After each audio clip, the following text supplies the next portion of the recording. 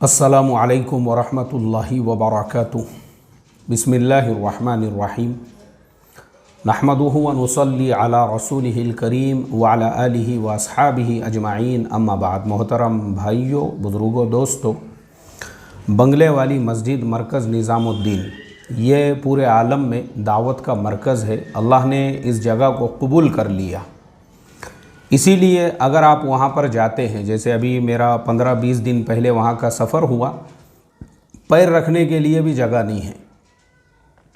वहाँ के नीचे के फ्लोर से लेके ऊपर के फ्लोर तक दिल्ली हाई कोर्ट ने जिस तरह से परमिशन दी हुई है, उसके एतबार से अल्हम्दुलिल्लाह मरकज़ के सारे आमाल हो रहे हैं, सारे उमूर वहाँ पे अंजाम पा रहे हैं। बड़ी खुशी हुई देखकर। बैरून जाने वाले मस्तूरात में हर जो खित्ता है पूरी तरह से भरा हुआ है। हयातुस सहाबा की तालीम में पूरी मस्जिद के बाहर का सहन और बैरून वाले जहाँ पे खाना खाते थे वहाँ तक लोग बैठे हुए हैं। तो ये सारे लोग जो आते हैं ना, ये अपनी जान और अपना माल लेकर आते हैं और फिर उसके बाद वहाँ से जो तकाज़े मिलते हैं वहाँ के मशवरे के ताबेदारी में पूरे आलम में जाकर काम करते हैं, मेहनतें करते हैं। अल्लाह ने उस जगह को कबूल किया और अल्हम्दुलिल्लाह पूरी दुनिया के अंदर और ऐसे ऐसे मुल्कों में जाके काम करते हैं कि जहाँ कोई इस्तकबाल करने वाला नहीं है। अपनी जान अपना माल लेकर जाना है और ख़ुद पका के वहाँ पे खा के उस मुल्क वालों पर दीन की मेहनत करना है। दुनिया में यह वाहिद मेहनत है जो अपना जान अपना माल लगाकर इस तरह से पूरे आलम में काम कर रही है। अल्लाह हमारे तबलीग के इन दीवानों की मेहनतों को बेइंतहा कबूल फ़रमाएँ और पूरे आलम में हिदायत का ज़रिया बनाएँ। अब मोहतरम दोस्तों, एक तरफ ये दीवाने हैं और दूसरी तरफ कुछ खबीस तरीन लोग भी हैं जिन्होंने एक अरसे तक, एक ज़माने तक उसी दस्तरखान के ऊपर खाए पिए और माशाअल्लाह जो है अपनी जिस्मानी और माली दोनों हालतों को अच्छा मजबूत बनाए, बड़े बड़े बंगलों के और कारोबारों के मालिक बन गए उसी मरकज़ निज़ामुद्दीन की निस्बत पर।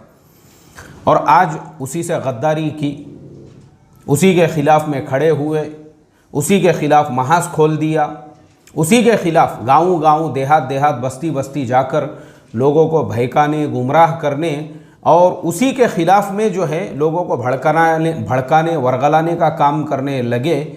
अल्लाह हिफाजत फरमाए। आज मैं आपको ऐसे कुछ लोगों के इबरतनाक वाक़ियात सुनाने वाला हूँ जिन लोगों ने इस तरह से, जिस मरकज़ ने उनको एक पहचान दिलाई थी, जिस दावत की मेहनत से उनकी अपनी एक पोजीशन बनी थी, बाद में वो उसी मरकज़ के और उसी दावत के ख़िलाफ़ खड़े हुए, उनका क्या इबरतनाक अंजाम हुआ। सबसे पहला नाम मुफ्ती याकूब साहब के बयान में मैंने ये बात सुना हूँ और वो फरमा रहे थे कि एक मौलाना रहमतुल्लाह साहब थे, हज़रत जी मौलाना यूसुफ़ साहब रहमतुल्लाह अलैह के ज़माने में। और जब हज़रत जी मौलाना यूसुफ़ साहब रहमतुल्लाह अलैह कहीं सफ़र वग़ैरह पर होते थे तो मौलाना रहमतुल्लाह ही फ़जर के बाद की बात किया करते थे और बाकी निज़ामुद्दीन के अंदर जो उमूर होते हैं वही अंजाम दिया करते थे।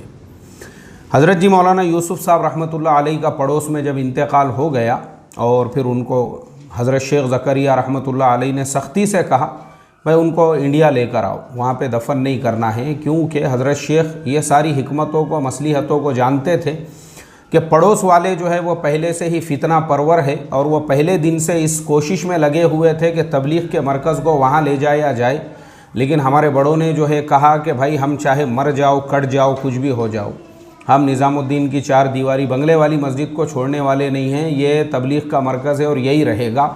इसी वजह से उनको पहले से ही हसद और जलन था इस मेहनत को लेकर और पहले से ही उनके दिलों में बुग़्ज़ भरा हुआ था। ये बात और थी कि सफ़ेद जुब्बे पहने हुए हैं, सरों पे अमामे भी है, सूरतें एकदम फरिश्तों के जैसी बनाई हुई है, लेकिन अंदर जो है भेड़ियों से भी ख़तरनाक जो है दिल और उसमें कीना और कपड़ भरा हुआ था मरकज़ निज़ामुद्दीन की चार दीवारी के लिए। पहले से साजिशों में लगे हुए थे, बहुत मरतबा इन्होंने षड्यंत्र किए, साजिशें किए, लेकिन अल्लाह ने इनकी तमाम खबासतों को नाकाम कर दिया।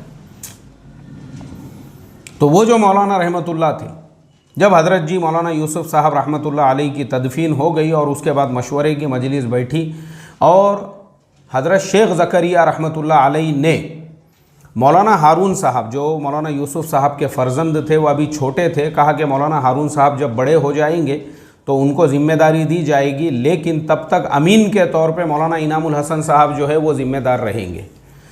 तो ये जो मौलाना रहमतुल्लाह थे इनको जिम्मेदारी मिली ही नहीं तो ये आग बगूला हो गए। और आग बगूला होने के बाद में इन्होंने जो है इन्होंने कहा कि मैं मरकज़ में नहीं रहूँगा, और ये मरकज़ को छोड़ के चले गए। और अकेले नहीं गए बल्कि अपने साथ में 40 लोगों को लेकर गए। 40 लोगों को इन्होंने कहा कि हमने इतने दिनों तक मेहनतें की है। मतलब देखो, ये कुछ लोग ऐसे होते हैं ना, ये कोई भी दीनी काम करते हैं तो पहले दिन से ही इनकी नीयत होती है बड़ा बनने की। पहले ही दिन ये आते ही इसलिए है ताकि इनको कुर्सी मिले, इनको हिस्सेदारी मिले। इनको अगर नहीं मिलेंगी तो उसके बाद में ये बगावत करेंगे, गद्दारी करेंगे, क्योंकि इनका मकसद ही कुर्सी होता है, इनका मकसद ही होता है मसनद, इनका मकसद ही होता है कि मुझे बड़ापन मिले। और नहीं मिलेगा तो फिर ये मुखालिफत पे, मैंने कल इसके ऊपर जो है रोशनी डाला हूँ, इख्तिलाफ और मुखालिफत के ऊपर। तो ये इख्तिलाफ करने वाले नहीं हैं, मुखालिफत करने वाले, मुखालिफत पे उतर जाएंगे। तो वही काम वो मौलाना रहमतुल्लाह साहब ने किया। ख़ुद भी गए और अपने साथ में 40 लोगों को लेकर गए। और मौलाना अब्दुल्ला साहब रहमतुल्लाह अलैह झांझी, मौलाना सुलेमान झांझी के जो बेटे हैं, वो मेरे बड़े अज़ीज़ थे। और मैं बता दूं आपको कि हर हफ्ता 15 दिन में एक मरतबा मेरी उनसे कम से कम 10-15 मिनट फ़ोन पर बात होती थी। और मेरे पास कम से कम उनकी कई कॉल रिकॉर्डिंग्स वगैरह सारी चीज़ें हैं। लेकिन मैं कभी कभी मुझे उनकी याद आती है तो वो अकेले में सुनता हूँ, मैं किसी और को ना सुनाता हूँ, ना ही मैं वो सारी चीज़ें पब्लिक में जो है आम करता हूँ, क्योंकि वो मेरे और उनके दरमियान की बातें थी। वो मौलाना अब्दुल्ला साहब फरमाया करते थे कि मैंने मेरी आँखों से देखा। वही मौलाना रहमतुल्लाह जो हज़रत जी मौलाना यूसुफ़ साहब रहमतुल्लाह अलैह के कुर्सी पे बैठकर फजर के बाद का बयान किया करते थे, बाद में वही मरकज़ के सामने से गुज़रते थे तो उनको वो एरिया के कुत्ते भी नहीं पहचानते थे कि ये कौन है। कोई नहीं पहचानता था, क्योंकि अल्लाह ने इज़्ज़त की चोटियों पे, बुलंदियों पे जो पहुंचाया था वो निज़ामुद्दीन के 4 दीवारी की बरकत से। जब तुमने उससे गद्दारी की, जब तुमने उससे बेवफाई की और जब तुमने उसी के ख़िलाफ़ में महाज खोल दिया, उसके बाद में तुमको कोई पहचानने वाला भी नहीं था। बोले वो मरकज़ के सामने से गुज़रते थे और पान खा के जो है मरकज़ के गेट पे ऐसा थूक के पिचकारी मार के जाते थे। देखो ये लोग कौन हैं? ये वो लोग हैं जो पहले से ही दिलों के अंदर एक जज्बात लेकर आते हैं कि हमको बड़ापन मिले, और नहीं मिलेगा तो इस तरह की हरकतें। अल्लाह हिफाजत फरमाए। अब हम आते हैं हमारे आज के ज़माने में। बहुत सारे लोग मैंने देखा हूँ कि मेरा जो है निज़ामुद्दीन सफ़र हुआ था कोरोना से पहले, और उस वक्त में हमारे जो हज़रत जी मौलाना साद साहब है उनसे मेरा मुसाफ़ा हुआ। और हज़रत जी से जब मेरी बातचीत हुई है सारे मसाइल पर, तो हज़रत जी से मैंने जब ये कहा कि हज़रत जी इस तरह से जो है ना निज़ामुद्दीन के ख़िलाफ़ में जिन लोगों ने महाज खोला हुआ है उनको जो है इस तरह के आज के जो जदीद हालात है उन पे जवाब देना और ये सारे जो खिदमात है इसको अंजाम देना कैसा है। तो हज़रत जी ने कहा कि देखो, असल जवाब देने वाली ज़ात तो अल्लाह की है, हमारी ताकत से बड़ी अल्लाह की ताकत है। अल्लाह उनको जवाब देंगे, अल्लाह उनको जवाब देंगे। और मैं आपको बता दूं, अल्लाह ने वो सारे लोगों को जवाब दिया। यानी उस वक्त से लेके आज तक मेरे पास पूरी लिस्ट है, पूरी लिस्ट है मेरे पास ऐसे लोगों की जिन्होंने मिंबरों पे बैठकर निज़ामुद्दीन को गालियां दी थी और बुरा भला कहा था, बग़ैर कफन और बग़ैर गुस्ल के कब्रों में गए हैं। ये उस दरमियान में हुआ जिन्होंने अपनी मसनदों पे बैठकर हज़रत जी मौलाना साद साहब को और मरकज़ के बारे में बुरा भला कहा था, बग़ैर जनाजे के कांधे पे यानी एम्बुलेंस में ले जाके उनको कब्रस्तानों में छोड़ना पड़ा, गुस्ल और कफन भी उनको नसीब नहीं हुए। पूरी लिस्ट है ऐसे लोगों की, छोड़ा नहीं अल्लाह ताला ने। जो हज़रत जी ने कहा था ना, हमारी ताकत से बड़ी अल्लाह की ताकत है। वाकई में भी मोहतरम दोस्तों, जो लोग मरकज़ के ख़िलाफ़ उस ज़माने में बकवास किया करते थे, अल्लाह ने सारों के मुँह बंद कर दिया। आज कई लोग हैं ऐसे, आपको अगर आप देखेंगे, और मैं नाम लेकर बताऊँगा आपको, जैसे मौलाना तारिक जमील साहब की भी उस लाइन के अंदर एक मिसाल है। ये मौलाना तारिक जमील साहब वो थे, आप इनके पुराने बयानात में सुनोगे तो आपको पता चलेगा। वो ख़ुद बोलते हैं उसके अंदर, बोले मैंने 7 बर्रे आज़म का सफ़र किया और मैंने दुनिया के 150 मुल्कों से ज़्यादा जो आपने सफ़र किए ना, वो मरकज़ निज़ामुद्दीन की 4 दीवारी का तुफ़ैल था जो अल्लाह ने आपको 7 बर्रे आज़म और पूरी दुनिया में सफ़र कराया। आज उनका हाल ये है, अभी वो हज के सफ़र पे थे और मुझे मक्कतुल मुकर्रमा से एक साहब का मुझे जो है फ़ोन आया। उन्होंने सुनाए कि एक ज़माना वो हुआ करता था जब वो मरकज़ से जुड़े हुए थे, वो हज को आ रहे हैं तो उनकी खाली आमद की ख़बर सुनकर अलग अलग जगह पर जो है उनकी मजलिसें तय हो जाती थी और मुसाफे के लिए और मुलाकात के लिए एक तांता बंधा हुआ होता था। बोले आज हालत उनकी ये थी, मैंने खुद उनको देखा हूँ, वो रास्ते से गुज़र रहे हैं, हरम में जा रहे हैं, आ रहे हैं, कोई उनके चेहरे को देखने के लिए और मुसाफा करने के लिए तैयार नहीं है। मजलिस लेना तो बहुत दूर की बात, खुद उनके अपने होटल में जाके बैठकर उनसे जो है इस्तिफ़सार करने के लिए और वहाँ पे उनसे इस्तेफ़ादे के लिए कोई तैयार नहीं है। जो उन्होंने शेर में कहा है ना, जो हज़रत जी को उन्होंने कहा था, बोले फ़र्द कायम रब्ते मिल्लत से है तन्हा कुछ नहीं, मौज है दरिया में और बैरून दरिया कुछ नहीं। ये शेर आज उन्हीं के ऊपर 100% सादिक आता है। वो मौलाना तारिक जमील साहब जब वो इस दरिया के साथ में मिले हुए थे, जो दावत व तबलीग का दरिया है और मरकज़ निज़ामुद्दीन का जो दरिया है, इस दरिया के साथ में जब थे ना तो पूरी दुनिया इनके साथ में थी, और जब अलग हो गए तो वही उनके ऊपर यह मिसाल कायम हो रही है। फ़र्द कायम रब्ते मिल्लत से है तन्हा कुछ नहीं। रब्ते मिल्लत से आपका वजूद था, रब्ते दावत से आपका वजूद था। अब जब आप खाली अकेले हो गए, कोई पूछने को तैयार नहीं है, कोई वहाँ पे जो है पहचानने को तैयार नहीं है। और अगर आप आज भी आप देखोगे, उस वक्त से लेके आज तक उनके जो बयानात आते हैं वो खुद ही रिकॉर्ड करते हैं अपने घर के ऊपर, और वही चीज़ें जो है चैनल के उनके अपने चैनल के ऊपर जो है अपलोड होती है। तो मोहतरम दोस्तों, ये इबरत है, इबरत हमारे लिए, ये नसीहत है हमारे लिए। और सिर्फ़ मरकज़ का मामला नहीं, बल्कि जिस गिरोह को उन्होंने अपने साथ में लिया था, या जिनको जो गिरोह इनके साथ में था, उनके साथ में भी जो है ना, उनके आपस में भी ऐसे लड़ाई झगड़े मारा मारी चालू है एक दूसरे के ख़िलाफ़ में। सबके दिल टूटे और फटे हुए हैं, क्योंकि वहाँ पे भी इन्होंने अपनी वो जो बागियों की भी शूरा बनाए, उसके अंदर जो है इन्होंने जो सोचे थे कि मुझे ज़िम्मेदार बनाया जाएगा, ज़िम्मेदार तो दूर की बात है, उन्होंने इनको मशवरे में भी अपने साथ में लेना गवारा नहीं किया। अल्लाह हिफाजत फरमाए भाई, अल्लाह हिफाजत फरमाए। और इस तरह से अल्लाह ताला जो है ना हम तमाम को इबरत हासिल करने वाला बनाए कि एक ऐसी मेहनत जो हक़ की मेहनत है, हक़ की मेहनत है, उस मेहनत के साथ में तुम अगर ऐसा सुलूक करोगे, देखो अल्लाह ताला तुम्हारे साथ में वैसा सुलूक करेगा। ये इबरत है हमारे लिए। अब उनके अलावा और दूसरे लोगों पर जब आते हैं, अब इसी फहरिस्त के अंदर दूसरा नाम आता है, एक हकीम तांडवी है। आपने सुने होंगे ये जनाब को लोगों को फ़ोन करने की, फ़ोन को वायरल करने की और हज़रत जी की ग़ीबतें करने की फ़ोन के ऊपर। बेचारे को बुढ़ापे के अंदर एक जो है ना, उसको ये मर्ज़ ख़बीस लग गया हुआ है। अब ये बूढ़ा जो है, मैंने इसके बारे में जब तहक़ीक़ात किया, मैं बोला भाई इसकी हज़रत जी से क्या दुश्मनी है। बोले भाई देखो, ये निज़ामुद्दीन में ही पड़ा रहता था, क्योंकि निज़ामुद्दीन में ऐसे आपको बहुत सारे तुफ़ैली मिलेंगे जो पड़े हुए रहते हैं वहाँ पे, वहीं के दस्तरखान पे खा रहे हैं, और वहीं पे जो है उन्हीं में से ये भी एक था। इसकी पूरी ज़िंदगी वहाँ के दस्तरखान पे खाते हुए गुज़र गई, और हज़रत जी मौलाना साद साहब ने किसी बात पर इसको टोका।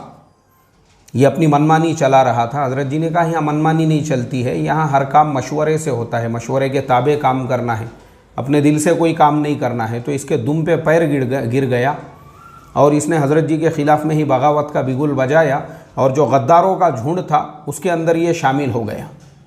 और उनमें शामिल होने के बाद हज़रत जी के ख़िलाफ़ में ही जो है आज लोगों को फ़ोन करना है, उन्हीं के ख़िलाफ़ में बयानबाजी करना है, उन्हीं के ख़िलाफ़ में बातें करना है।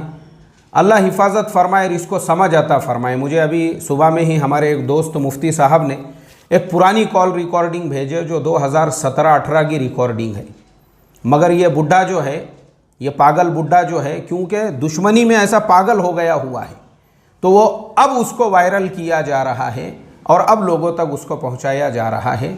और अब जो है, क्योंकि ये मुफसिदीन का झुंड है, ये फितीन का ग्रुप है, इनका मकसद ही है, ये फितना परवर लोग हैं, ये जिन्होंने इतनी बड़ी तहरीक के अंदर फितना पैदा किया, जिन्होंने ये नहीं सोचा कि इस काम के ज़रिए से खैर कितना फैल रहा है, इनको इसकी परवाह नहीं है, बल्कि इनके दिल में हसद और जलन ऐसा कूट कूट के भरा हुआ है मरकज़ निज़ामुद्दीन की चार दीवारी और हज़रत जी मौलाना साद साहब के लिए। तो इनकी जो दीनदारी भी है ना, ये एक रियाकारी और दिखावा है। और इनका जो है रमज़ान के महीने में अपने हर ज़िले के अंदर खानकाही निज़ाम को चलाना और वहाँ पे पूरे अशरे का एतेकाफ़ करना, ये सब सिर्फ़ एक दिखावा है, क्योंकि दिलों में तो कीना, बुग़्ज़, कपट और गिलाज़त और गंदगी भरी हुई है। तो मुझे आप बताओ उसका क्या फ़ायदा हुआ आपको। अल्लाह हिफाजत फरमाए मोहतरम दोस्तों। और ऐसी गुमराही से कि एक इतनी बड़ी मुसलमानों की तहरीक, एक ऐसी जमात जिसके ज़रिए से इतना खैर आज की तारीख़ में 7400 से ज़्यादा उलमा साल की जमातों में पूरे मुल्क में, पूरे आलम में चल रहे हैं। आप मुझे बताओ इससे बड़ा खैर क्या होगा। मैंने वो पूरी कारगुजारी सुनाया हूँ। आप मेरा जो दूसरा चैनल है जो मेरे नाम से है उसके ऊपर आप देख सकते हैं, उसमें आपको सारी कारगुजारी पता चलेगी। अभी मैं जाकर आया निज़ामुद्दीन, पैर रखने को वहाँ पे जगह नहीं है, पैर रखने के लिए भी वहाँ पे जगह नहीं है। इतना खैर, इनको वो खैर से कोई लेना देना नहीं है। जिन्होंने इसके ख़िलाफ़ में जिन लोगों ने जिनके फतवों की वजह से मुल्कों के अंदर दंगे फसाद हो गए और बांग्लादेश में जिस तरह के हालात पैदा हो गए, पता चला कि वो साहिब फतवा भी दिल्ली के किसी हॉस्पिटल में एड़ियाँ रगड़ रहे हैं। एड़ियाँ पिछले कई दिनों से एड़ियाँ रगड़ रहे हैं, एड़ियाँ, और दुआओं के लिए मैसेज चल रहे हैं कि जनाब के लिए दुआएं की जाए। ये तो होना ही था कि जिसने भी फितना फसाद किया अल्लाह ने ऐसे ही छोड़ा नहीं, उनको एड़ियाँ रगड़ने लगाया अल्लाह ने। जिन लोगों ने कारी तैयब साहब रहमतुल्लाह अलैह के ख़िलाफ़ भी इस तरह के फितने किए थे, उनको भी कई महीनों तक एड़ियाँ रगड़ना पड़ी थी। इनको भी रगड़ना पड़ेंगी ही, क्योंकि ये उस फितने के भी सबसे बड़े आले कार थे और इस फितने के भी वो जिम्मेदार थे जिनके फतवे की वजह से इतना बड़ा फितना फैला। एड़ियाँ तो रगड़ना पड़ेंगी, ऐसे ही दम निकलेगा। ऐसा जो है ना कि किसी कपड़े को उसको किसी काटी और झाड़ी के ऊपर फेंक दिया जाए और उसके बाद जब उसको खींचा जाए तो कैसे उसके तार अलग होते हैं, ऐसे फितनों की रूह भी ऐसे ही जिस्म से निकाली जाती है। कई महीनों तक एड़ियाँ रगड़ना पड़ते हैं, तब जाके दम निकलता है। तो वो तमाम लोग जो इज़्ज़त की चूटियों पे होने का दावा किया करते थे, आज उनको अपने गांव गली के कुत्ते पूछने को तैयार नहीं है। कुत्ते छोटे छोटे खेड़े पाड़ों में गए, उसी निज़ामुद्दीन के ख़िलाफ़ में बयानबाजियाँ करने के लिए वो गांव के लोगों ने हकाल दिए उनको। अल्लाह हिफाजत फरमाए रे भाई ऐसी ज़िल्लत से, और अल्लाह हम तमाम को इबरत और नसीहत हासिल करने वाला बनाए, और अल्लाह हम तमाम को उस बाबरकत मेहनत से, उस बाबरकत चार दीवारी से जुड़कर काम करने वाला बनाए, मशवरे के ताबे होकर। अस्सलामु अलैकुम वरहमतुल्लाहि वबरकातुहू।